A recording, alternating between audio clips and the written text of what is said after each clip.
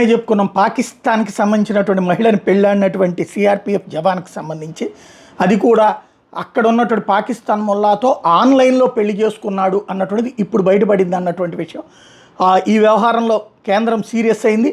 Visa గడువు ముగిసిన ఆమెను ఇక్కడే ఉంచినటువంటి ఆ జవాన్ని సిఆర్పిఎఫ్ ఉద్యోగం నుండి తొలగించింది. ఉగ్రదాడి నేపథ్యంలో ఇరు దేశాల మధ్య ఉద్రిక్తత వాతావరణం నెలకొన్నటువంటి సందర్భంలో పాక్ జాతీయులు స్వదేశానికి వెళ్ళిపోవాలని భారత్ ఆదేశాలు జారీ చేసిన సందర్భంలో ఆమె వివరాలు బయటకు వచ్చినాయి. సిఆర్పిఎఫ్ 41వ బెటాలియన్కి చెందినటువంటి మునీర్ అహ్మద్ అనే జవాను లాస్ట్ ఇయర్ మే నెలలోనే పాకిస్తాన్కి చెందిన మహిళను వీడియో కాల్ ద్వారా పెళ్లి చేసుకున్నాడు. ఆ తర్వాత ఆమె వీసా మీదన విజిటర్ వీసా మీద భారతదేశానికి వచ్చింది.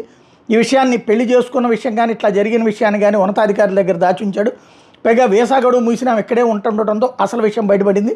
వాడి ద్వారా ఏ ఇన్ఫర్మేషన్ వెళ్ళిందో తెలియదు అక్కడికి.